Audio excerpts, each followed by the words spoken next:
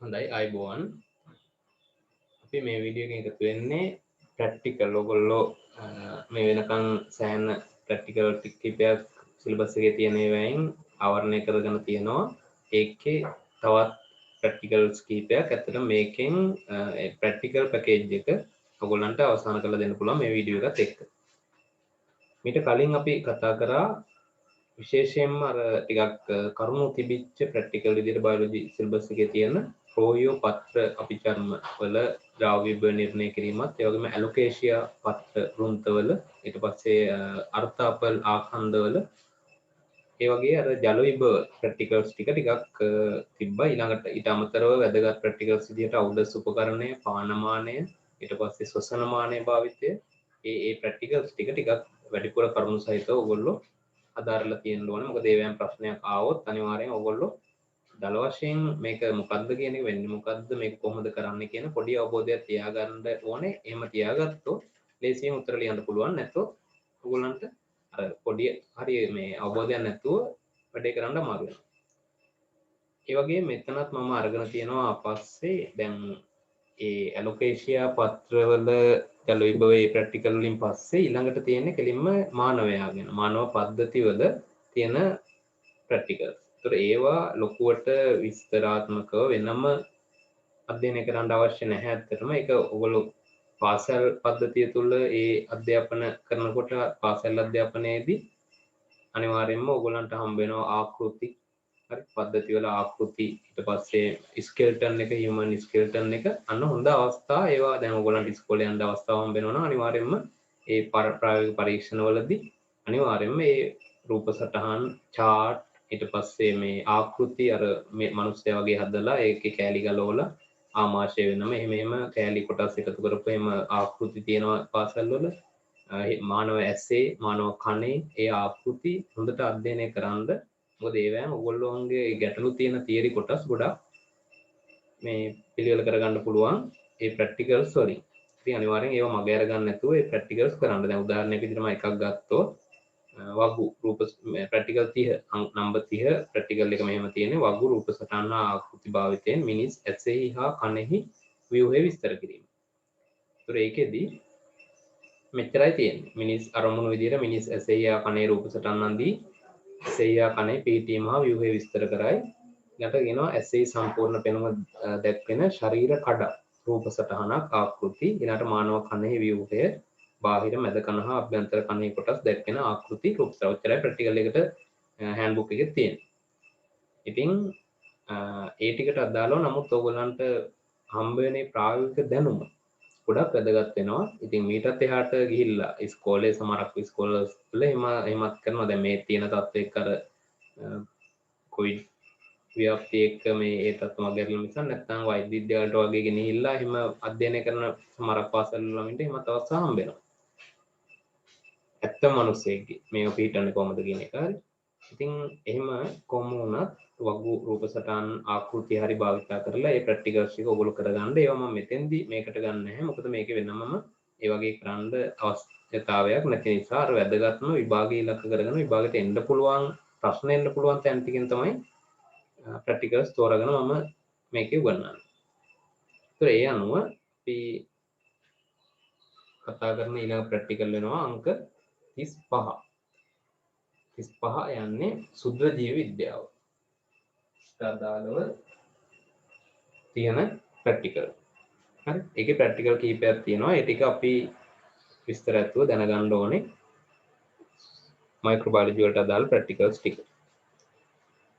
ඒකේ පළවෙනි එක මම දාලා තියෙන කෙටියෙන් ජීවාණුවර්ණ ශිල්ප ක්‍රම කියලා. මේවා තියරි ඉගෙනගෙන තියෙනවා මයික්‍රෝබයොලොජි සම්පූර්ණයෙන්ම කතා කරලා ඉවරයි මේ වෙද්දි පාඩම විදියට ඕගොල්ලන්ට අවශ්‍ය කෙනෙකුට ගන්න පුළුවන් 8 9 10 පාඩම් තුනම 1000ක රුපියල් 1000ක් ගෙවලා ඒ පාඩම් තුනටම අදාළ තියරි කොටස් ඕගොල්ලන්ට ලබා ගන්න පුළුවන්.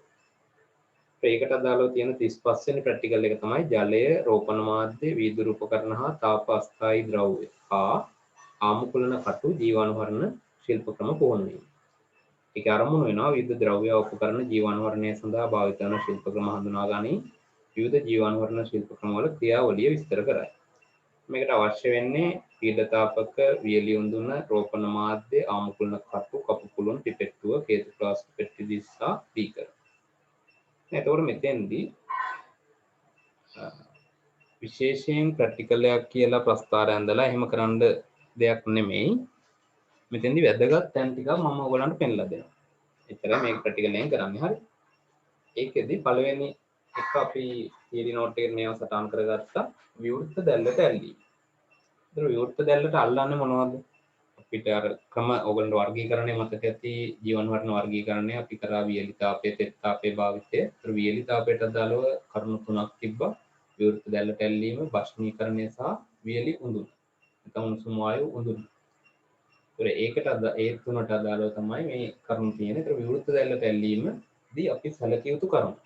සම මොනවද විවෘත දැල්ලට අල්ලන්නේ? දැන් කේතු ප්ලාස්ටික් වගේ ගිහිල්ලා විවෘත දැල්ලට අල්ලලා ජීවන වර්ණය කරනවද? එහෙම කරන්නේ නැහැ. විවෘත දැල්ලට අල්ලන්න උපකරණ තියෙනවා. මෙන්න මේවයි විවෘත දැල්ලට අල්ලලා ජීවන වර්ණය කරන්න පුළුවන් කියලා.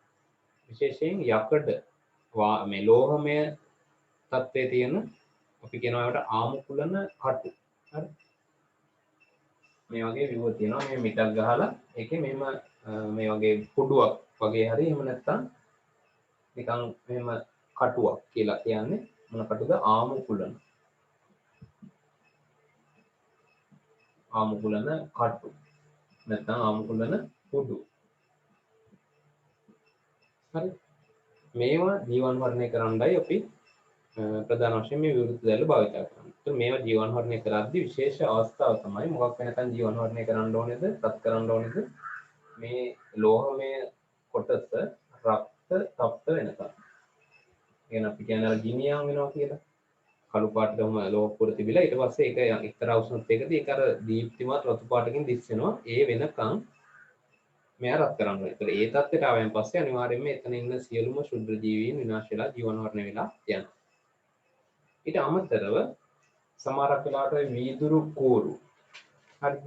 වීදුරු කූරු ඊට පස්සේ සැත් වගේ දේවල් හරි වීදුරු කූරු තියෙනවා. ඒ කියන්නේ විවිධ කටයුතු සඳහා විශේෂයෙන්ම මිශ්‍ර කිරීමට වගේ හරි. මේ වීදුරු කූරක් හොඳින් මිශ්‍ර වෙන ටිකක් බරට තියෙන වීදුරු කූරක් භාවිත කරනවා විද්‍යාගාරවලදී. ඒ වගේ වීදුරු කූරක් වගේ අපිට අවශ්‍ය නම් ජීවන වර්ණයක් කරගන්න. ඒක අපිට රක්ත තප්ත වෙනකන් ඉන්න බෑ නෙවෙයි වීදුරු රක්ත තප්ත වෙනකන් ඉන්න බෑ. ඒ වගේ අවස්ථාවකදී අපි කරන්නේ මේක එතනෝල් හරි එතනෝල් වල මධ්‍යසාරයේ ගිල් වල එතනෝල් ද්‍රාවණයක මෙයා ගිල්ලනවා. ඒ අවශ්‍ය තැන හරි මුළු මේකම ගිල්ලන්නේ නැහැ හරි. ඒකම ගිල්ලල්ලුවොත් අතත් එක්ක තමයි පිච්චෙන්නේ. ඊට ජීවන වර්ණය වෙන්නේ. මේකේ අවශ්‍ය කොටස භාගයක් පමණ වෙන්නේ. ඒ අවශ්‍ය කොටස එතනෝල් ද්‍රාවණයක ගිල්ලනවා. ගිල්ලලා ඊට පස්සේ දැල්ලට අල්ලනවා. ඒක දැල්ලට අල්ලද්දි එතන ඔයගොල්ලෝ විශේෂයෙන් ප්‍රවේශම් වෙන්න ඕනේ. මේක මේ අර වැක්කිරි දැන් සමහර වෙලාවට විදුරු කුරේ අල්ලපුවාම මෙහෙම අල්ලපුවාම ඒකේ අර බින්දු වැටෙන අවස්ථාවක් එනවා. හරි පෙරීගෙන ගිහිල්ලා බින්දු ඒ වගේ අවස්ථාව මගේ අරලා ඕනේ ඔයගොල්ලෝ මේක අල්ලද්දි. ඒ කියන්නේ පොඩ්ඩක්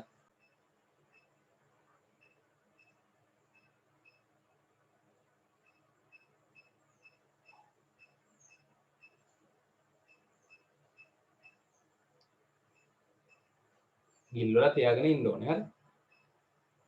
ගිල්වලා තියාගෙන ඉඳලා ඊට පස්සේ එළියට අරගෙන පොඩ්ඩක් අර බින්දුවෙම වැස්සිලා ඉවර වෙනකන් තියන් ඉඳලා ඊට පස්සේ ඕනේ දැල්ලට අල්ලන්න. නැතුව අර බින්දුව වැස්සෙන ගමන්ම දැල්ලට අල්ලන්නේ නැහැ. ඒකට විශාල ගිනි දැල්ලක් එතන මතුවෙන්න පුළුවන්. ඒත් ඒ දෙක තමයි විශේෂයෙන්ම මේකෙදි කියන්න ඕනේ. ආමුකුලන කටු ආමුකුලන කුඩු වගේ රක්ත තප්ප වෙනකන් දැල්ලට අල්ලන් ඉඳීමත් ඒ වගේම වීදුරු එනකට සැත් කියලා කියනවා. සැත් කියන්නේ ඒ වගේ අර යකඩ මේ ඒවා පැත්තලි තහඩුවක් වගේ තියෙන සැත්ත මේ වගේ නිකන් මෙන්න තියෙන පොඩි නිකන් යකඩ තහඩුවක් වගේ මේවත් භාවිත කරනවා. හරි. විවිධ දේවල් ඒගාල් කපන්න වගේ නිකන් එහෙම කුට්ටි කරන්න. ඊට පස්සේ විවිධ මාධ්‍ය හරි විශේෂ මාධ්‍ය වලින්ම ඒවා සකස් කරනකොට ඒ සැත් භාවිත වෙනවා. ඒවා ජීවන වර්ණය කරන්නත් මේ ක්‍රමයේ භාවිත කරනවා මධ්‍යස්ථාරවල ගිල්වීමෙන් අනතුරුව දැල්ලට ඇල්ලීම.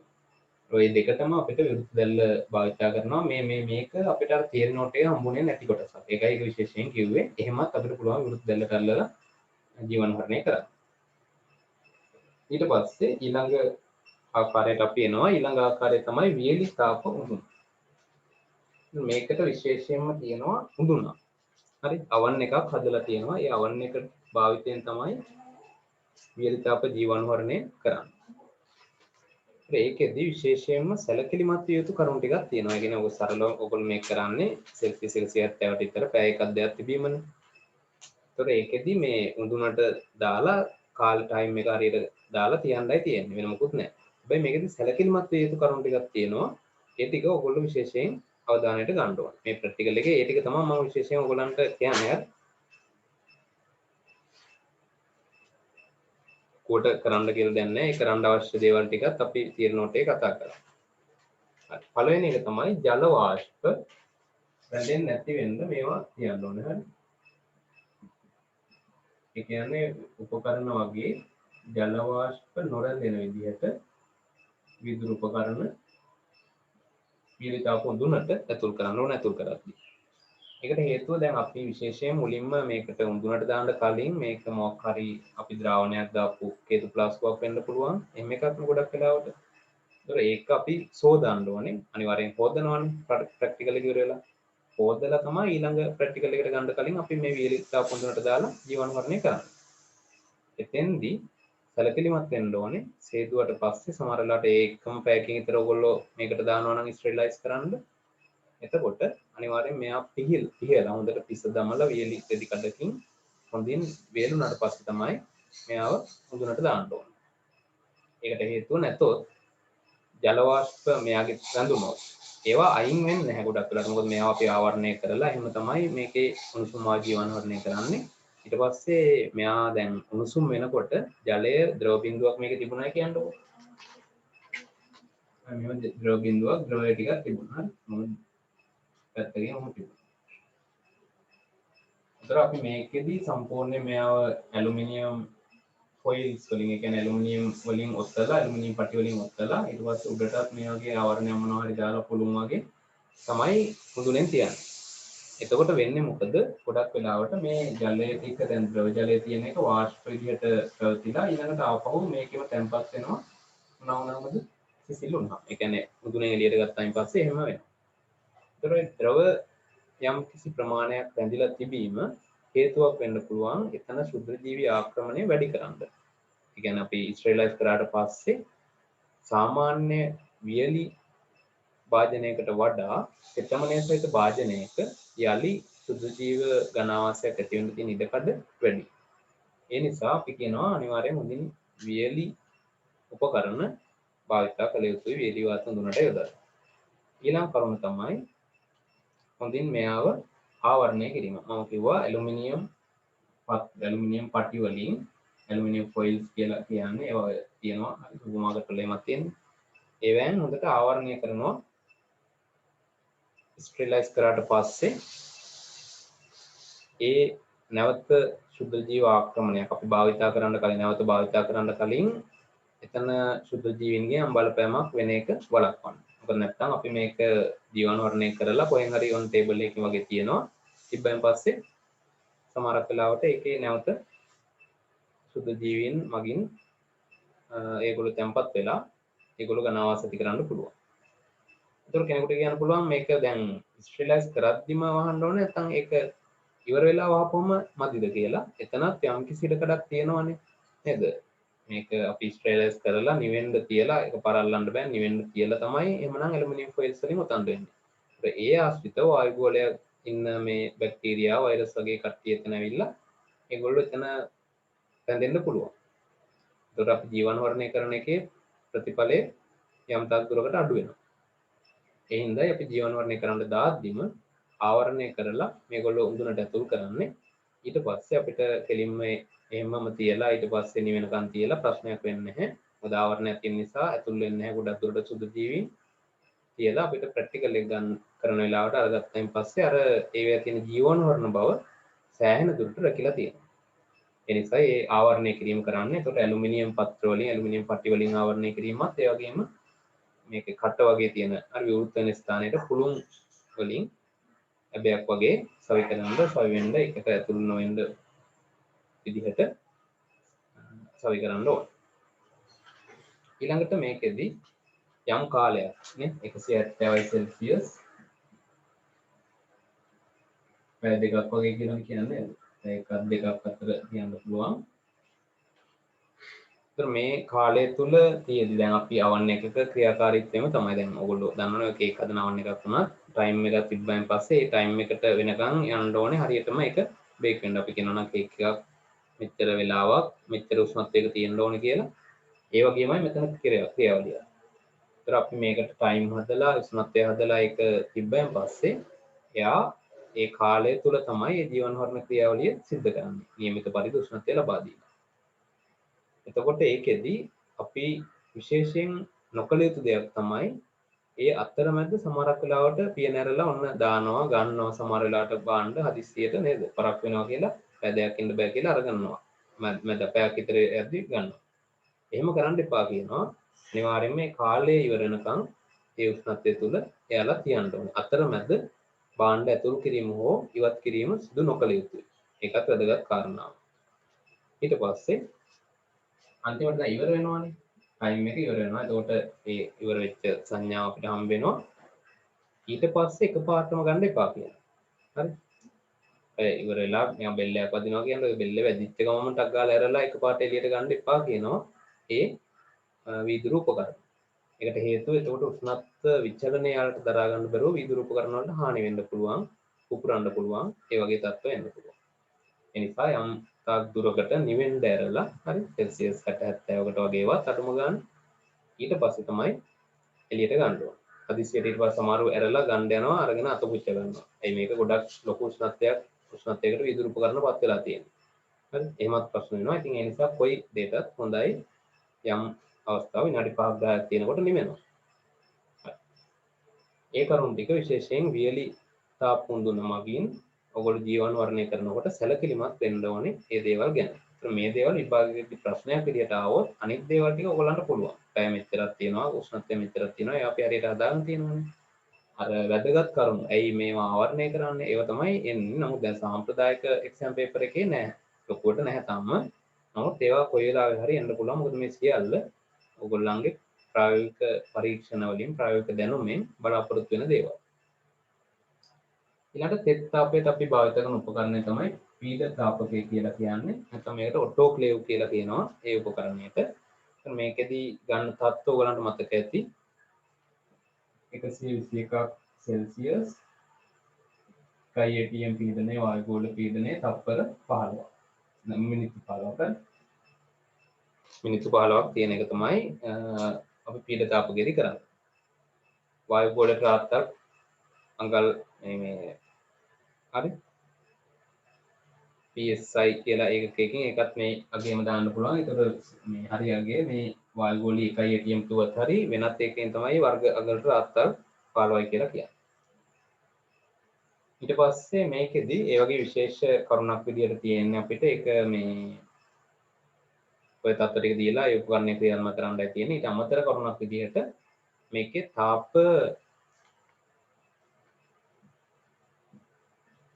ස්ථායි මාධ්‍ය එන විශේෂයෙන්ම දැන් ඔය ඒගාර් වගේ ජීවන වර්ණය කරන්න ගත්ත හැකි අපිට මේ පීඩ තාපකය. හරි. ඒකට මේක ගන්න මේක ගොඩක් වැඩි උෂ්ණත්වයක් මේක ගොඩක් සෙට් වෙන්නේ එහෙම නැත්නම් මේක ගැලපෙන්නේ වීදුරු උපකරණ වලට. මෙයා වීදුරු උපකරණ වලට එච්චරම ගැලපෙන්නේ නැහැ කියලා අපි ඒ තීරණෝටේ කිව්වා.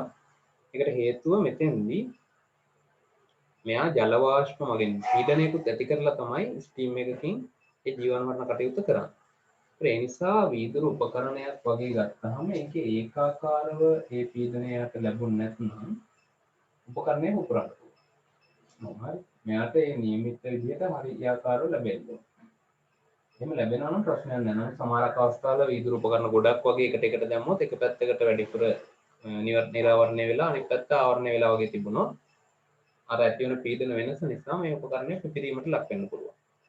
ඒ නිසා වීදුරු උපකරණ භාවිත කරනවා නම් ඔටෝක්ලේව් එකේ පීඩ තාපකයේ ඒ සැලකිලිමත් වෙන්න ඕනේ නිසි ඉඩ ප්‍රමාණය තියෙනවද කියලා. මේ ටික තමයි එතකොට පීඩ තාපකයට අදාළ වැදගත් කරුණු. ඊළඟට පටල පෙරහන් භාවිතයේදී අපි කිව්වා ඒ පටල පෙරහන එක සිදුරුවල ප්‍රමාණය කොහොමද එකෙන් ඊට පස්සේ බැක්ටීරියා වෛරස් පවා පෙරන්න පුළුවන් මට්ටමට මේක අපිට දියුණු කරන්න පුළුවන් වගේම මේක වැදගත් විශේෂයෙන් සැලකිලිමත් වෙන්න ඕන දෙයක් තමයි මේ පෙරහන්නට භාවිත කරන සමස්ත ඇටෝම මේ පෙරහන් කඩදාසි වෙන්න පුළුවන් හරි ඒ සියල්ල ජීවාණුවරණය කිරීම වැදගත් පියවරක් වෙනවා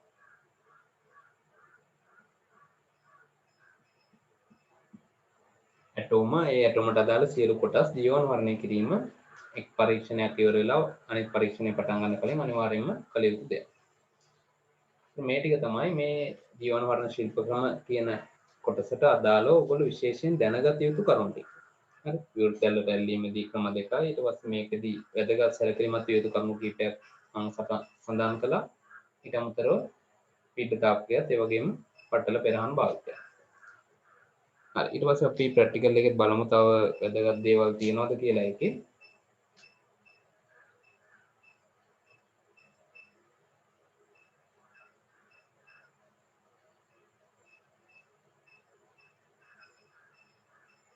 ඊළඟට මේකේ අර ඔත්තන ඇලුමිනියම් ෆොයිල්ස් වලින් ඔත්තන්න වගේම ඒ වගේම පුළුවන් ඕනනම් වාදනයක තියලා ඒ උපකරණ ටික දාන්නත් පුළුවන් අවශ්‍යයි.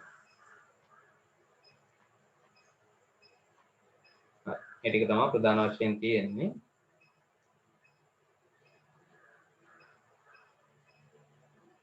ඊළඟට අපි යමු පරීක්ෂණ අංක 36. ප්‍රායෝගික පරීක්ෂණ අංක 36.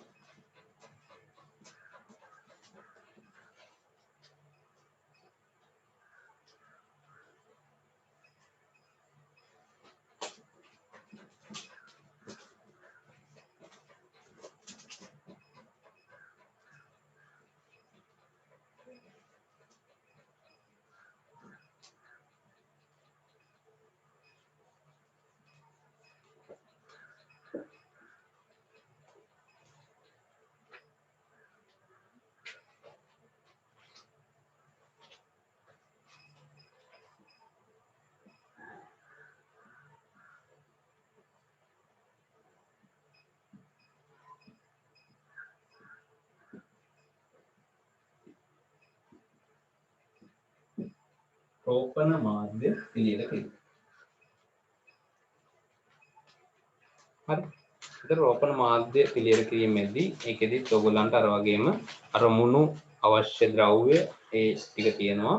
ඒකේ මාතෘකාව මම පිටියෙන් දැම්මේ මෙහෙම තියෙන්නේ සරල රෝපණ මාධ්‍ය පිළියෙල කිරීම වරාන් ඇතුලේ පෝෂේගාර හා අර්ථාපල් ඩෙක්ස්ට්‍රෝසේගාර කියන මාධ්‍ය දෙකට අදාළව ඒ වගේම රාස සාම්පලයකින් යෝගට් සාම්පලයකින් නාමකරණය කිරීම හා ශුද්ධ ජීව ඝනාවාස නිරීක්ෂණය කිරීම.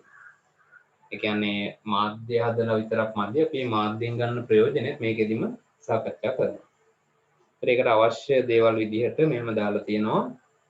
කපු පුළු නැබයක් සහිත ෆ්ලාස්කුවක්, ක්‍රමාංක සිලින්ඩරයක්, වීදුරු කූරක්, පෙට්‍රි දීසි, වංශන්දායක, පීඩතාවක, යෝගට් රා, ආමුකුලන කුඩු. ඊළඟට දීලා තියෙනවා අවශ්‍ය ද්‍රව්‍ය විදිහට පෝෂේගාර හදන්න අවශ්‍ය කරන ද්‍රව්‍ය. ඒක දැන් කෙනෙකුට හිතෙන්න පුළුවන් මේකත් ඔයගොල්ලෝ ඒ ද්‍රව්‍ය විදිහට දැන් පෝෂේගාර හදන්න මේවා අවශ්‍යයි කියන එක අපි තියෙන නෝට් එකේ අනිවාර්යයෙන්ම දැනගත යුතුයි. ඔයාලා මතක ඇති පෙප්ටෝන Na හරි නියුට්‍රියන්ට් ඒගාර හදන්න පෙප්ටෝන් ඕනේ ඊට පස්සේ මාංශ නිස්සාරකය ඕනේ සෝඩියම් ක්ලෝරයිඩ් ඕනේ ආශ්‍රිත ජලය ඕනේ ඊළඟට ඒගාර ඕනේ මේවෙන් මේ අවශ්‍ය ප්‍රමාණය යන්තම් හරි මතක තියාගන්න. මොකද ප්‍රැක්ටිකල් එකේ ඒවා වෙන වෙනම දීලා තියෙනවා අවශ්‍ය ප්‍රමාණය. හරි. එතකොට මේකේ අවශ්‍ය ප්‍රමාණත් ලොකුවට අමාරු නැහැ මතක තියාගන්න. සෝඩියම් ක්ලෝරයිඩ් ග්‍රෑම් 5යි. මේ දෙකෙන්ම 10 ගන්න. ග්‍රෑම් හරි. ආශ්‍රිත ජලය මිලිලිටර් 1000යි. ඒක ග්‍රෑම් 15යි. හරි මේ අගයන් ටික දල වශයෙන් හරි මතක තියාගන්න. ඕගොල්ලෝ මේක හතර පස්ස තව ප්‍රැක්ටිකල් එක බැලුවොත් නැවත මේ අගයන් ටික මතක හිටියේ නිකම්. 아무තෙන් පාඩම් කරන්න කියලා දෙයක් වෙන එකක් නෑ. ඒතර ඒ අනුව අර්ථාපල් ඩෙක්ස්ට්‍රෝස් හදන්නත් ඒ වගේම අල 200 ග්‍රෑම්, ග්ලූකෝස් 20 ග්‍රෑම්, ඒගාර 15 ග්‍රෑම් එක දෙකට මේකයි ආශ්‍රිත ජලය 10යි. ඒ විදිහට ඒ අගයන් ටික ටිකක් මතක තියාගන්න. ඒකත් MCQ එකට හරි වැදගත් වෙන්න පුළුවන්. ඊට පස්සේ අපි පියවර විදිහට සටහන් කරගත්තොත් මේ රෝපණ මාධ්‍ය පිළියෙල කිරීම සිද්ධ කරන්නේ කොහොමද කියන එක මේක අයින් කරනවා. පළමුවෙන්ම කළ යුතු දේ තමයි ඒ ගාර් අපිට හම්බ වෙලා තියෙනවා. හරි. ඒ ගාර් දෙනවා. හැබැයි ඒ ගාර් අපි දන්නේ කොහෙ තිබෙනවද? ඒවා මේ යම් මොනවා හරි අපද්‍රව්‍ය මිශ්‍ර වෙච්ච ඒවාද සුද්ධ ජීවීන් ඝනාවාස හදපු ඒවාද කියලා දන්න නිසා අපි අනිවාර්යයෙන්ම ඒ ගාර් ජීවාණු වර්ණය කරන්න ඕනේ. මුලින්ම පළවෙනි පියවර විදිහට අපිට පුළුවන් ඒ ගාර් ජීවාණු වර්ණය. එතන මේක කරන්නේ කොහොමද? ඒ ගාර් ජීවාණු වර්ණය කරන්නේ තෙත් තාපයේ භාවිතයෙන්.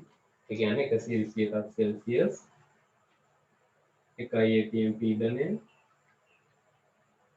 මිනිත්තු 15ක් වද පීඩ තාපකය තුල තියලා මෙයා උෂ්ණත්වය ඉහළ දැමීම සිද්ධ කරනවා. එතකොට ඒ මගින් ඒ ගාර් ද්‍රව තත්ත්වයෙන් වෙනවා. මොකද උෂ්ණත්වය වැඩි කරද්දී ඒ ගාර් ද්‍රව වෙනවා. ඒ වෙලා ඊට පස්සේ ජීවාණු වර්ණය වීම එතෙන්දී සිද්ධ වෙනවා. එතකොට දැන් මෙතනින් අපි ලබා ගන්න ඒ ගාර් ද්‍රව තත්ත්වයෙන් තමයි තියෙන්නේ. ද්‍රව තත්ත්වයෙන් තියෙන ඒ ගාර් ටික අපිට ලබාගෙන එම වක් කරන්න පුළුවන් පෙට්‍රි DC එකට. ඒ ගාර් ටික අපි වක් කරනවා පෙට්‍රි DC එකට. කොච්චරක් වගේද ඒ ගාර්? මිලිලීටර් 15ක් වෙනවා.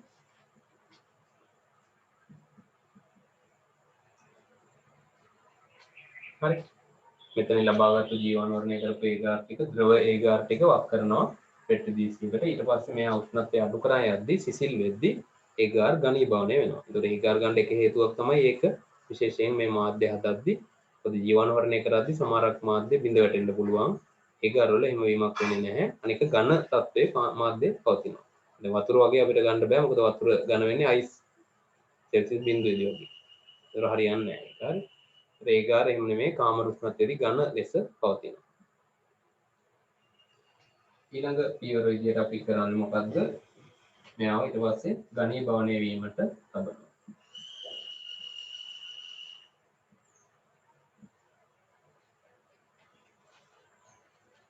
ඊළඟට විශේෂයෙන් අපි මේ දීසිය නම් කරන්න ඕනේ. හරි. පෙට්‍රි DC නම් කරන්න ඕනේ. සාමාන්‍ය පෙට්‍රි DCයක් නම් කරන විදිහක් තියෙනවා. පෙට්‍රි DCයක් සාමාන්‍ය ලේබල් එකක් වගේ අපි ගහන්නේ නැහැ. හරි. ලේබල් එකක් වගේ ගහනවා නෙමෙයි. අපි කරන්නේ ගොඩක් වෙලාවට මාක පෙන් එකකින් මේ පෙට්‍රි DC යටපැත්තේ ටිකක් ලොකුවට ලියනවා මොකක්ද මේ සාම්පල් එක කියලා. දැන් මොකද මෙතෙන්දී අර කිව්වන් රා සාම්පල් එක හරි නැත්නම් යෝගට් සාම්පල් එක හරි තියෙන සුද්ධ ජීව ඝනාවස් තමයි අධ්‍යයනය කරන්න යන්නේ. ඒගොල්ලන්ව තමයි මේ මාධ්‍ය වගා කරන්න යන්නේ අපි. එතකොට අපි දැන් යෝගට් සාම්පල් එක කියනකොට යෝගට් සාම්පල් එකට දාලා නම් අපි මේක යටින් ලියන්න ඕනේ පෙට්‍රි DC යටින් යෝගට් කියලා. ලොකු අකුරෙන් හරි වගේ.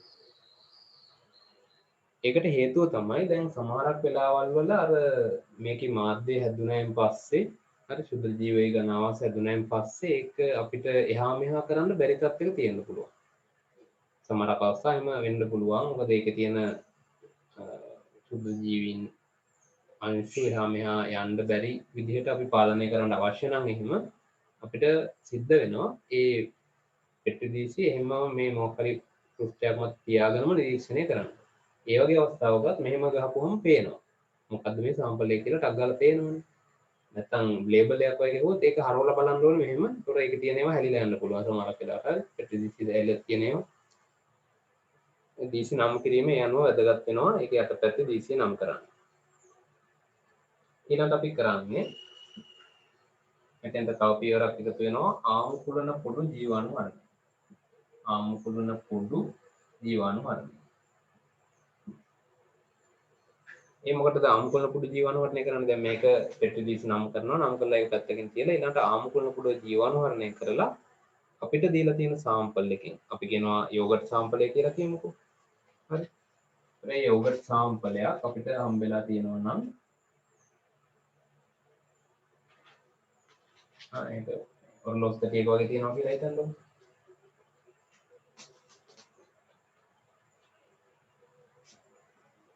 හරි. කොහොම තියෙනවා. එතකොට මේකේ සාම්පල් එකෙන් අපි ආමුකුල්න පුඩුව මේ සාම්පල් එකට දාලා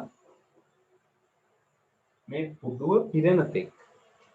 පිරෙන තෙක් සාම්පලය එකතු කරගන්නවා කියනවා. ඒ කියන්නේ මේක මේ යෝගට් සාම්පලයක් තියෙනවා නම් ඒකේ මතු පිට එහා මෙහා කරපුවම එතන තියෙන මේ පුඩුව මොනවා වෙනවද?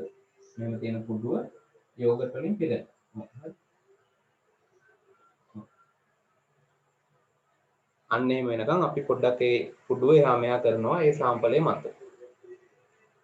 ඊට පස්සේ අපිට පුළුවන් ඒ පුඩුව මගින් හරි යෝගට් දැන් ඒකේ පිරিলা තියෙනවා. හරි පුඩුව තුල දැන් යෝගට් මේ විදිහට පිරিলা තියෙන්නේ. ඒකට ඒ පුඩුව ඊට පස්සේ ගෙනල්ලා අර ඒගාර් අපේ තියෙනවා පෙට්‍රිඩීසියේ ඒගාර් මාධ්‍ය ඒකේ කෙලවරකින් අපි පුඩුව තියනවා මුලින්ම. මෙහෙම කෙලවරකින් තියනවා. කෙලවරකින් මෙහෙම පුඩුව තියලා මෙන්න මේ විදිහට රේඛා සටහනක් අපි දානවා. එනේ ගොඩක් තද කරන්නේ මතු පිටින් තුනීවට මේ විදිහට කියනවා. දැන් මේකට කියනවා අපි සිග්සැග් විදිහට කියලා. හරි. සිග්සැග් විදිහට යන විදිහට රේඛාවක් අපි සලකුණු කරනවා මේ ඒගාර එක මත. ඒතකොට ඒක පේන්න ඕනේ නැහැ ඔයගොල්ලෝ රේඛාවක් ඇඳ කියලා සමහරක් වෙලාවට පේන්නේත් නැහැ. හරි. අර මතු පිටින් තුනීවට අඳින්න. ඒ ඇති හොඳටම. හරි.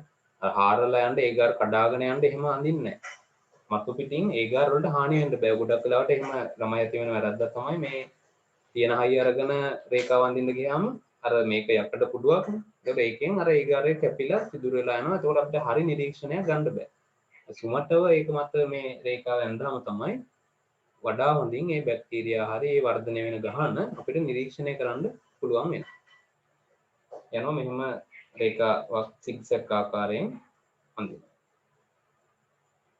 ඊට පස්සේ මේක අවශ්‍යතාවය අනුව පැය 28ක් එහෙම නැත්නම් පැය 24ක් එහෙම නැත්නම් 48ක් හරි. ඒ කියන්නේ දවසක් හෝ දවස් දෙකක් කියන එකනේ. මොනවා කරනවා කියනවාද? බීජෞෂධය.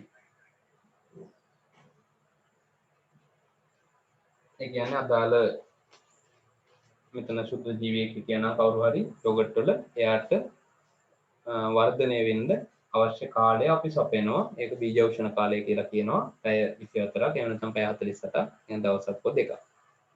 තියලා ඊට පස්සේ අපි නිරීක්ෂණ ලබා ගන්නවා. සුද්ධ ජීව ගණාවාස වල නිරීක්ෂණ ලබා ගන්නවා.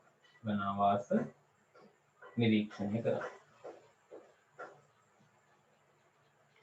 හරි. එතකොට මේ ස්ටෙප්ස් ටික තමයි ඔයගොල්ලෝ කෙටියෙන් අවධානය ගන්න ඕනේ පියවර ටික. විභාගෙට කෙලින්ම එන්න පුළුවන් මේ ප්‍රැක්ටිකල් එක මේ විදිහට ඔබ ඒගාර රෝපණ මාධ්‍යයක් සකසා ඒ තුළ සුද්ධ ජීව ගණාවාසය නිරීක්ෂණය කරන්නේ කෙසේද? එතකොට මේ පියවර ටික ඔයගොල්ලෝ හදා ගන්නවා මුලින්ම ඒගාර ජීවාණු වර්ණය කළ යුතුයි. ඒ ස්ටෙප්ස් අඩු කරන්න බෑ. මෙන්න මේ විදිහට හරි.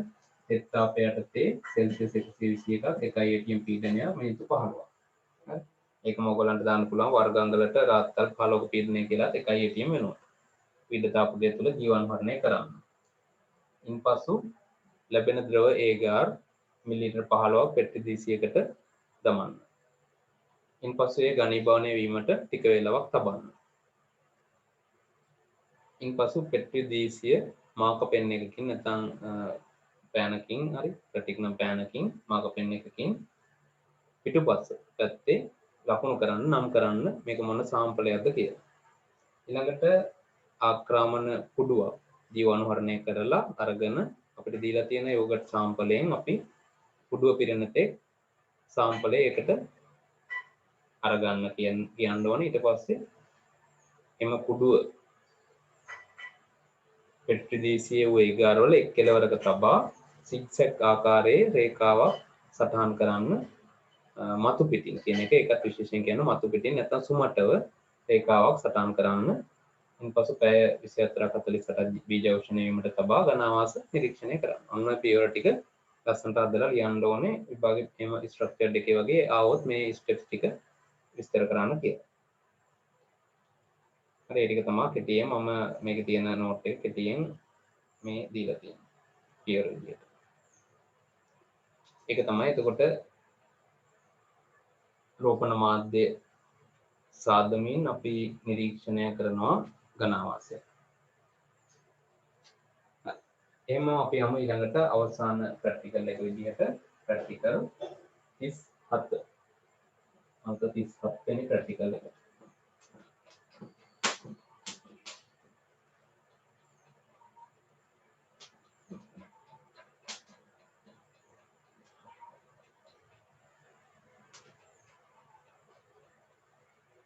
this 7 වෙනි ප්‍රැක්ටිකල් එක මෙහෙමයි.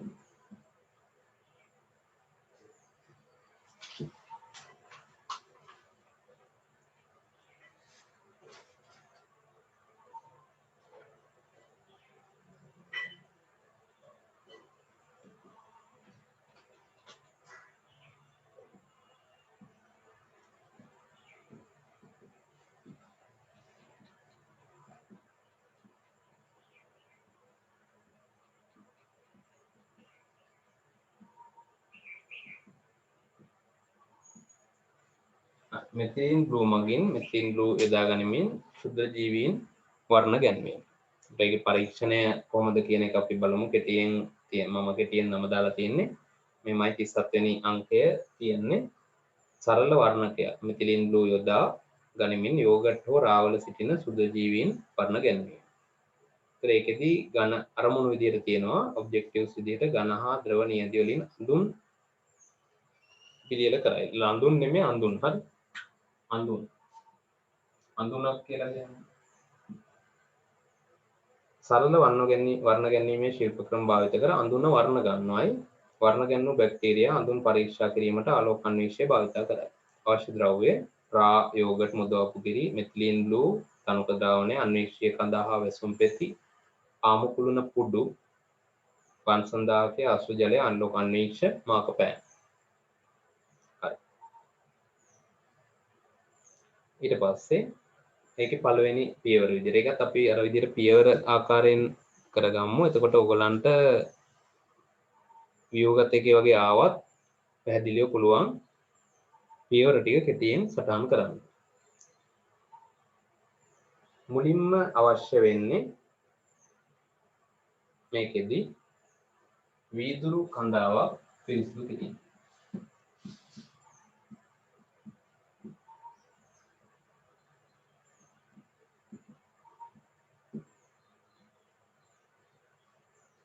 සාමාන්‍යයෙන් මේ වගේ එතනෝල් වලින් හරි එහෙම වීදුරු කඳාවක් ගන්නකොටත් අපි අනිවාර්යයෙන් මේක ජීවන වර්ණයක් කරලා යම් තාක් දුරකට ගන්න ඕනේ. නිකම්ම ගන්න නැතුව. මොකද ඒක කලින් මොනවට භාවිත කරලා තියෙනවද දන්නේ නැහැ නේද? එතකොට එතෙන්දී විශේෂයෙන් වීදුරු කඳාව පිරිසිදු කරලා යම් කිසි උචිත ද්‍රව්‍යයක් දාලා වීදුරු කඳාව පිරිසිදු කරලා ඒක කෙලවරකින් ඇඟිලි තුඩකින් අල්ලලා තමයි අපි භාවිත කරන්නේ. මෙහෙම අත්තට මෙහෙම ගන්න නැහැ. හරි මෙහෙම අර ගන්න නැහැ වීදුරු කඳාව තුනීව. මෙහෙම පැත්තකින් කෙලවරකින් අල්ලලා ඇඟිලි දෙකකින් වගේ ගන්නවා. ඒකටත් කියනවා දැහි අඬුවක්. අඬුවක් වගේ භාවිත කරනවා නම් වඩා හොඳයි කියලා. ඊළඟට ඒකෙත් මෙහෙම වීදුරු කඳාවක්ම අපි සලකුණු කරන්න ඕනේ. දැන් වීදුරු කඳාව මෙහෙම තියෙනවා නම් මේකේ සුදුසු විදිහට මෙන්න මේ වගේ තමයි සාමාන්‍ය ලේබල් කිරීම කරන්නේ. පැත්තකින් හරි. මේක මේ මැද්දට වෙන්නේ එහෙම ලේබල් ගන්නෑ. අර අපි නිරීක්ෂණය ලබා ගන්න ඒ ස්ථානයේ මග ඇරලා කෙලවරකින් වගේ තමයි ලේබල් කිරීමක් සිදු කරන්නේ. එතකොට ඒ මුලින්ම ඒක ඊළඟට මුලින්ම දැන් අපි යන්නේ යෝගට්. හරි යෝගට් සාම්පලයක ඉන්න සුදු ජීවීන් වර්ණ ගන්නවා. හරි. තියෙන යෝගට් එකක් දී. ඒතර යෝගට් එකට අදාළව ගන්න කලින් මෙහෙම වීදුරු කඳාව පිරිසිදු කරලා වීදුරු කඳාව මත ඊට පස්සේ අපි කියන්න ඕනේ ආශ්‍රිත ජලයේ බිඳුව. හරි. ආශ්‍රිත ජලය ගන්න අපි ආමුකුලන පුඩුවෙන් ආශ්‍රිත ජලය බිඳුවක් අරගෙන ඒක වීදුරු කන්දාව මත අපි තියනවා. ඊට පස්සේ අපි කරන්නේ ආමුකුලන පුඩුව ජීවාණු වර්ධනය. ආමුකුලන පුඩුව ජීවාණු වර්ධනය. එහෙම ජීවාණු වර්ධනය කරන්නේ දැන් එයාගේ ජලය ගෑවිලා ඒතර ආශ්‍රිත ජලයේ ඉන්න පුළුවන්. සුද්ධ ජීවීන් එකතු වෙලා එකට මිශ්‍ර වෙලා ඉන්න පුළුවන් නැත්නම් මිට ඒ වගේම වාතය අපි ආය හැමයා කරද්දී වාතය තුලින් අන්තර්ගත වෙන්න පුළුවන්. ඒ නිසා අනිවාර්යයෙන්ම ආක්‍රමණ පුඩුව හැම දෙයකින්ම අපි සාම්පල් එකක් ගත්තා නම් මොනවා හෝ සාම්පල් එකක් අනිවාර්යයෙන්ම ඊළඟ පාර ගන්න කලින් ජීවාණු වර්ධනය කරලා ඉන්න ඕනේ. මේක ජීවාණු වර්ධනය කරන එක මහ ලොකු දෙයක් නෙමෙයිනේ. බන්සන් දැල්ලක් සකස් කරගෙන ඒකට රක්ත තප්ප වෙනකන් අල්ලලා ඉන්න තමයි තියෙන්නේ. ඒතර ඒකෙත් විශේෂයෙන් ඔයගොල්ලෝ මතක තියාගන්න ඕන කරුණක් තමයි හැමම රක්ත තප්ප වෙච්ච ගමන්ම ඊළඟට මේක දාන්න නැහැ යෝගට් සාම්පලයට. ටිකක් නිමෙන්න තියලා තමයි යෝගට් සාම්පලයට දාන්නේ. හරි මුලින්ම ජීවාණු වර්ධනය කරනවා ඊට පස්සේ යෝගට් නියඳියෙන්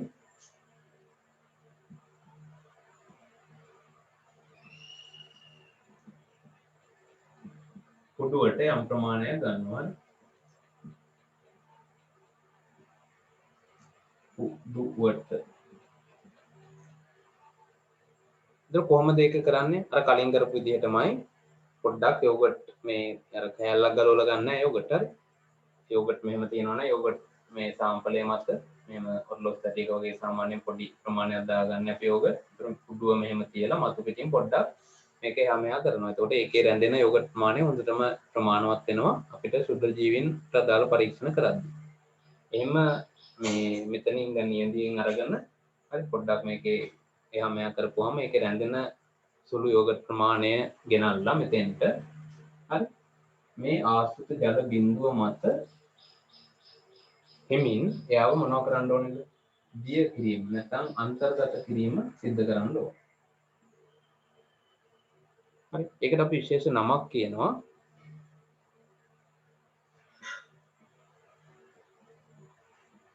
තෛලෝදකරණය කරනවා කියලා. කර වෘත්තාකාර අඳුනක්. ඒ කියන්නේ මෙහෙම වැඩක් අපි ඔය කරන්නේ හරි. මෙහෙම දැන් මේකේ තියෙනවානේ මේ වීදුරු කඳාවේ ජල බිඳුව. ඒක දැන් මම කියනවා මේ පෑනේ තුඩ තමයි අර මේ ආක්‍රමණ පුඩුවේ පුඩුව. ඒතර මම මේ පෑනේ තුඩට ඒතර පුඩුවට මම ගන්නවා යෝගට් සාම්පලය මෙහෙම. මේ යෝගට් සාම්පලය මෙතන තියෙනවා කියන්නේ.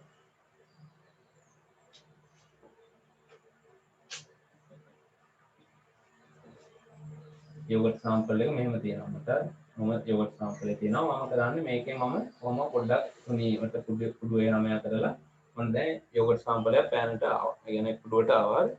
ඊට පස්සේ මම කරන්නේ මේක ගෙනහිල්ලා මෙන්න මේවමත් කියලා මෙන්න මෙහෙම හරි මේක දැන් ජල බිඳුවන්නේ තියෙන්නේ ආශ්‍රිත ජල බිඳුවක් තියෙන්නේ. ඊට පස්සේ මම මෙන්න මෙහෙම මේ ජලයත් එක්ක අර මම ගත්ත යෝගට් ටික මුහු කරනවා මුසු කරනවා මිශ්‍ර කරනවා මෙන්න මේ විදිහට පතුරවා ගන්නවා. හරි අරක මත හරි යෝගට්ත් එක්ක ජලය හොඳින් මිශ්‍ර වෙන්න ඔය විදිහට හදාගෙන කුඩුවක් නේ තියෙන්නේ. ඒතකොට ඒකෙන් ගානට අපිට පුළුවන් ටික වෙලාවක් කරද්දී අර වතුර ටික ගානට පතුරවගෙන ජල බිඳුවන්නේ දැන් කුඩා ද්‍රව බිඳුවක් දාන්න. ඒතකොට ඒක මත හොඳින් අර යෝගට් ටික මිශ්‍ර වෙලා නිකන් අර තුනී වෙලා යනවා වීදුරු කඳාව මත. ද්‍රව බිඳුවක් විදිහට නෑ දැන් නිකන් තුනී වෙලා ද්‍රවයක් නොපෙනෙන මට්ටමට නිකන් අර වේලිලා වගේ යනවා. අන්නේ අවස්ථාව තමයි අපි කියන්නේ අඳුනක් කියලා. අඳුනක් හදා ගන්නවා කියන්නේ මෙන්න මේ වගේ එකක් වීදුරු කඳාව මත හදා ගැනීම. හරි. ඒතකොට ඒක නිකන් අර පෘෂ්ඨයට සමතලා කරලා දානවා වගේ කරනවා අපි අර මේ කුඩුවක් එක්ක එයාව මිශ්‍ර කිරීමට ලක් කරලා. ඒකට තමයි විශේෂයෙන් කියන්නේ තෛලෝදකරණය කියලා. ඔයගොල්ලෝ අර ආහාර ජීර්ණයත් කරන්නේ මේක තෛලෝදීකරණය කරනවා කියන්නේ අර ලොකු මේද අණු කුඩා කොටස් වලට ලිපිඩ අණු ඒක රාශි වීම මගින් කුඩා කොටස් වලට බිඳ වැටීම. ඒකන තෛලෝදීකරණය කියන්නේ මෙතනත් ඒ වගේ එකක් තමයි අපි කරන්නේ. අර යෝගට් ටිකත් එක්ක යෝගට් ඉතා කුඩා අංශ වලට ජලයත් එක්ක මූ කරලා ඒකෙන් අඳුනක් හදාගන්නවා. ඊළඟට අපි කරන්නේ දැල්ලට අල්ලලා බල්සන් දැල්ලට අල්ලලා ඒක මොකටද අඳුන තිර කරේ. අඳුන තිර කර ගැනීම. එහෙනම් මේ අඳුනේ ඉන්නවනේ බැක්ටීරියා ළමයි. එතකොට දැන් මේ අඳුන සමහර වෙලාවට අපිට දැන් වර්ණකය වගේ දාපුවම වර්ණකය කියන්නේ ද්‍රවයක් මෙතන අපි දාන්නේ. ඒ ද්‍රවය දාපුවම සමහර වෙලාවට මේකේ ඉන්න කට්ටිය ගැලවිලා යන්න පුළුවන්. එහෙනම් අඳුනට අර මේගොල්ලෝ මේ සවි වෙලා නැහැ. තාම ද්‍රවයත් එක්ක නිකන් මතු පිටින් ඉන්නවා විතරයි මේකේ ඉන්න සුද්ධ ජීවි. අපි පොඩ්ඩක් රත් කරපුවාම හරි දැල්ලට මෙහෙම අල්ලලා ඒකෙදි රත් කරනවා කියලා මේ අල්ලගෙන ඉන්නේ නැහැ හරි. බන්සන් දැල්ලක් මෙහෙම තියනවා නම් ඔය දැල්ලට පොඩ්ඩක් මෙහෙම එහා මෙහා කිරීමක් කරන්න හරි. මේ මඳුන තියෙනවා. ඒතර මේක පොඩ්ඩක් එහා මෙහා කරනවා. දැල්ල මේක කියලා හිතන්නකෝ. ඒතර මගේ අත අඳුන නම් අඳුන සහිත මේ වීදුරු හඳාන මම කරන්නේ මෙහෙම දැල්ල තියාගෙන මෙහෙම පොඩ්ඩක් එහා මෙහා කරනවා. අඳුන තියෙන පැත්තෙන් පොඩ්ඩක් එහා මෙහා අර උෂ්ණත්වයේ යාන්තමට මෙහාට ලැබෙන්න පොඩ්ඩක් එහා මෙහා කරනවා දැල්ල ගාවින් හරි. ඒ ඇති. එතකොට තිර වෙනවා. මේක මෙහෙම අල්ලගෙන ඉන්නේ නැහැ ගොඩාක් වෙලා හරි. එතකොට ඒකේ ඉන්න බැක්ටීරියාවන්ට එන්න තියෙන ඔක්කොම වෙලා ඉවරයි. පොඩ්ඩක් එහා මෙහා කරනවාට තාපය පොඩ්ඩක් දැනෙන්න වගේ. තාපය ගෑවිලා යන්න වගේ කියලා කියන්නේ. ආන් ඒ වගේ කරනවා. එතකොට වෙන්නේ මොකද්ද? මේ බැක්ටීරියාවන්ගේ තියෙන සෛල බිත්ති යම් කිසි දෙයකින් ද්‍රව වීමකට වගේ ලක් වෙලා ඒ සෛල බිත්ති වලින් ඇලෙනවා අර ගොල්ලන් හොඳට මේ වීදුරු පෘෂ්ඨයට. එතකොට මොකක් වෙන්නේ නැද්ද? අපිට හොඳට නිරීක්ෂණය කරන්න පුළුවන් ගැලවිලා යන්නේ නැහැ අර වර්ණකේම දාන්න පස්සේ. ඒකටයි අපි ඒ තිර කිරීම සිද්ධ කරගන්නේ. ඊළඟට මොකද කරන්නේ? වර්ණකය එකතු කරනවා දැන්. හරි මම මෙහාට ගන්නම් ටික ටික. වර්ණකය බිංදු කීපයක් හරි බිංදු දෙකක් තුනක් විතර පොඩි වෙලාවක් හරි තප්පර වලින් ගත්තාම විනාඩියක් වගේ තිබ්බම ඇති. හරි තප්පර 30ක් 60ක් කියලා අපි කියන්නේ. 30s 60ක්. අනේ විනාඩියක් වගේ හරි පොඩි වෙලාව විනාඩියක් විනාඩි භාගයක් වගේ වෙලාවක් පොඩ වෙලාවක් මේ ද්‍රව්‍ය මේ වර්ණක බිංදු කීපයක් එකතු කරලා අපි තියනවා. ඒ කියන්නේ මෙතෙන්ට හරි ඔය එකතු කරනවා කියන්නේ මෙතෙන්ට වර්ණක බිංදු ටිකක් දාන්න. ඊට පස්සේ අපි කරන්නේ වැඩිපුර තියෙන වර්ණකය සෝදා හරිනවා. කොහොමද සෝදා හරින්නේ? කරාමේ අල්ලලා ඒකට අල්ලනවා. කරාමේ අරලා ඒකට මේ වීදුරු කඳාව අල්ලනවා. ඒ කියන්නේ මෙහෙම දැන් ලොකුවට ටැප් එකෙන් හොගාලා වතුරෙන් දැරලා එහෙම මේ අල්ලන්නේ නැහැ වර්ණකේ හෙදිලා යන්න කියලා.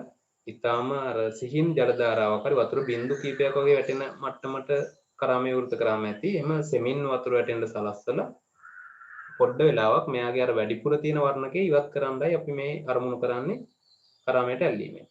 මොකද අපිට හරියටම පාලනය කරලා හරියටම මෙයා උරා ගන්න වර්ණක ප්‍රමාණය මෙච්චරයි කියලා මැනලා දාන්න බෑනේ. ඒ නිසා අපි කරන්නේ වැඩිපුර වර්ණකේ අපි අනිවාර්යෙන් මේ බිංදු දෙකක් තුනක් දානවා කියන්නේ වැඩිපුර වර්ණක ප්‍රමාණයක් එකතු වෙනවා. ඒ වැඩිපුර එකතු වෙන වර්ණක ටික තිබ්බොත් අපිට නිරීක්ෂණය කරද්දී ඒ වර්ණක මගින් අපේ නිරීක්ෂණ වලට බලපෑම තියෙන්න පුළුවන්. ඒ නිසා අර බැක්ටීරියා විසින් ලබාගත්තු වර්ණක විතරක් ඉතුරු වෙන්න අනිත් වර්ණ ටික සෝදා හරිනවා කුඩා ජල පාරකට මෙයාව අල්ලලා. ඊළඟට අවසානයේදී තෙත මාත්තු කරන්න ඕනේ. ඒ වගේම පොඩ්ඩක් වියලන්න ඕනේ. හරි. තෙත මාත්තු කිරීම හා වියලීම. ටිෂු එකක් වගේ අරගෙන අර පොඩ්ඩක් දැන් ටැප් එකට අල්ලලා තෙතයිනේ ඒක පොඩ්ඩක් හරි. මෙහෙම සූරනවා වගේ පිහ දාන්නේ නැහැ. නිකන් යන්තම් තෙත මාත්තු කරනවා. තෙතමනේ තියෙන එක වළක්වන්න ඊළඟට පොඩ්ඩක් ඔය ඩෙස්යක් උඩින් හරි නැත්නම් මේ එළියෙන් හරි පොඩ්ඩක් තියලා සුනකට විවෘත වෙන තැනක තිබ්බාම වියලීමට ලක් වෙනවා අර වැඩිපුර තියෙන ජල වාෂ්ප. ඊට පස්සේ අපිට පුළුවන් මේක නිරීක්ෂණය කරන්න.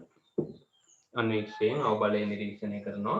ඊට පස්සේ මධ්‍ය බලය දාලා තවන්නම් පුළුවන්. හරි. අන්වීක්ෂයෙන් නිරීක්ෂණ. දැන් මේක එකපාරක් දෙපාරක් වගේ විභාගයට ඇවිල්ලා තියෙනවා. එතිලින් දුවමගින් මේ අඳුනක් පිළියෙල කර ගැනීම හා ඒකෙන් නිරීක්ෂණය කරන්න බැක්ටීරියාවන්ගේ පියවර ටික ලියන්න කියලා. ව්‍යුහගත එකේ වගේ එන්න පුළුවන්. ඒතර ඔයගොල්ලෝ කොහොමද ලියන්නේ?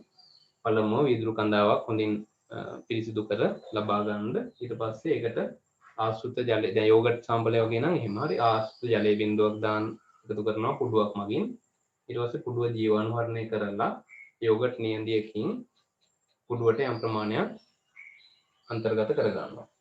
ඊට පස්සේ අර ආශ්‍රිත ජල බිඳුව මත තෛලෝදකරණය වනසේ කුඩුව ජලය සමග මිශ්‍ර කරමින් වෘත්තාකාරව අඳුනක් සටහන් කර ගැනීම සිදු කර ගන්නවා මේ වගේ.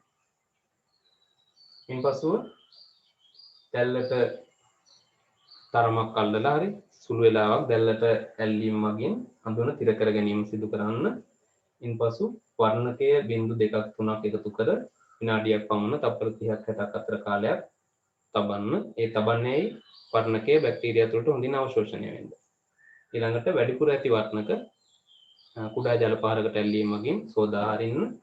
ඉන්පසු තෙත මාත්තු කර වියලීමට ලක් කර අන්වීක්ෂය මධ්‍ය බලයෙන් අධි බලයෙන් පියවරෙන් පියවර නිරීක්ෂණය කරන්න. ඔන්න ඔය ටික තමයි පියවර විදියට මෙතිලින් බ්ලූ යොදාගෙන කරද්දී ඔයගොල්ලෝ සඳහන් කරන්න ඕනේ පියවර ටික. ඒකෙදී විශේෂ තැනක් තියෙනවා. දැන් මේ අපි ගත්ත යෝගට් සාම්පල් එකක්නේ. රා සාම්පලයක් ගන්නකොට රා සාම්පලයක් කොහොමත් එන්නේ එතෙන්දී මේ අකිවම ඉතින් ද්‍රවයක්ම තියෙන යෝගට් වගේ නෙමෙයි නේද? ද්‍රවයක් විදියට එන්නේ. ඒතකොට ද්‍රවය කෙලින්ම ඕගලන්ට මෙතනින් තියන්න පුළුවන්. මෙතනින් තියලා ඒ කියන්නේ මේ ඕනේ නැහැ. මේ පියවර ඕනේ නැහැ. එතකොට මේක ඕනේ නැහැ. කෙලින්ම රා සාම්පලේ අරගත්තා. ඊට පස්සේ අඳුන හදනවා. ඒක අවශ්‍ය වෙනවා. හරි. කුඩුවක් වගේ අරගෙන අඳුනක් පිළියෙල කර ගැනීම ඕගොල්ලෝ කර යුතුයි. ඊළඟට අඳුන තිර කර ගැනීම. එතනින් පස්සේ පියවර ටික තමයි රා සාම්පල් එකක එන්නේ. අර මේ පියවර දෙක නෑ. ආසුත් ජලය කියලා වෙනම එකතු කිරීමක් අවශ්‍ය වෙන්නේ නැහැ. ඒ ටික ගත්තාම එතකොට මෙතිලින් බ්ලූ මගින් වර්ණ ගැන්වීමත් හරි. ඒ ටික තමයි එතකොට ඔයගොල්ලන්ගේ ප්‍රැක්ටිකල් හෑන්ඩ්බුක් එකේ විස්තර කරලා තියෙන්නේ. කෙටියෙන් මේ ටික ඔයගොල්ලන්ට මේ ටිකවත් අඩුම ගානේ කෙටියෙන් පියවර විදියට ලියා ගන්න පුළුවන් නම් ඒ ප්‍රමාණවත්. අවබෝධය තියෙන්නත් ඕන.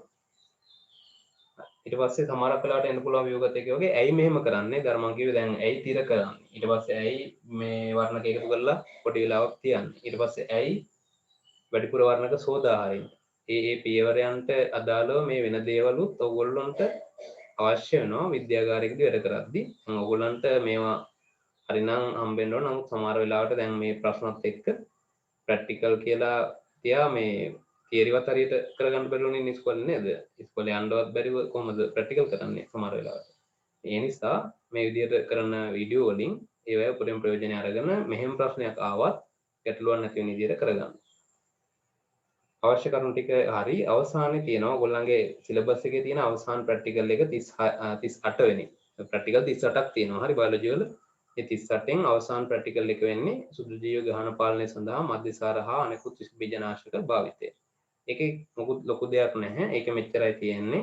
අවශ්‍ය ද්‍රව්‍ය විදියක් තියෙනවා. පෝෂ්‍යේගාර, ජීවාණු හරිත පෙට්‍රිදීසි, බන්සන් දාහකය, ෆීනෝල්, ලයිසෝල්, ක්ලෝරින් සහිත සංයෝග මධ්‍යසාර. කරන්නේ මේකෙදි වෙනම අමුතු දෙයක් කරන්නේ එක මාධ්‍ය දෙකක් අපි හදාගන්න පෝෂ්‍යේගාර මාධ්‍යයක් සහිත ජීවාණු හරණය කළ පෙට්‍රිදීසි කට්ටල දෙකක් පිළියෙල කරනවා. පිළියෙල කරලා එක කට්ටලයක් මධ්‍යසාර වලින් හරි අපි අර ලබාගත්තු ඕන එකින් එක ඔයගලන්ට කරලා බලන්න පුළුවන් ඒවා තියෙන ගුණාත්මක භාවය කොහොමද කියලා. විෂ බීජනාශක දියර යොදලා ඒ එකක් දෙකක් ගන්නවා. දෙකෙන් එකක් විෂ බීජනාශක යොදලා පිරිසිදු කරනවා. එකක් පිරිසිදු කරන්නේ නැහැ.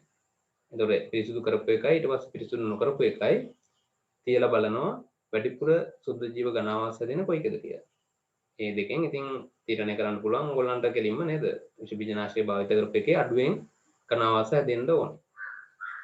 ඒක තමයි අන්තිම ප්‍රැක්ටිකල් එක විදිහට තියෙන්නේ. ඒ අනුව මෙතනින් ප්‍රැක්ටිකල් වැදගත් අවශ්‍ය කරන ප්‍රැක්ටිකල් සියල්ල සාකච්ඡා කරලා තියෙනවා. හරි මේ වීඩියෝස් වලින් අර ඔක්සිකාරක සීනි වල ඉඳලා පටන් ගත්ත එකේ ඉඳලා කාබනික සංයෝග ඊට පස්සේ පානමානය, උඩස් උපකරණය, ශ්වසනමානය, රෝහියෝ ඇලොපේසියා ඒ ජඩ බේට අදාළ ප්‍රැක්ටිකල්ස් ටික ඊට අමතරවත් තිබිච්ච වැදගත් කොටස් ටික මේ අවසානට කරපු ඒවා වගේ පොඩි හරි වැදගත්කමක් තියෙන ඒවා ටික ඒ කියන්නේ අනිවාර්යෙන් වෙනම කෙරෙන්න ඕන ටික වෙනම ප්‍රැක්ටිකල් එකක් විදිහට කෙරෙන්න ඕනේ තැන් ටික මම මේ වීඩියෝස් වලින් කරලා තියෙනවා. හරි. මේක ප්‍රැක්ටිකල් වීඩියෝ එකේ අන්තිම වීඩියෝ එක වෙනවා. මේ ප්‍රැක්ටිකල් පැකේජ් එකත් ඔයගොල්ලන්ට එතකොට සම්පූර්ණයෙන්ම ලබා ගන්න පුළුවන්. හරි. එහෙනම් හොඳට වැඩි කරගන්න විභාගේ සාර්ථක කරගන්න හැමෝටම good luck. ආයුබෝවන්.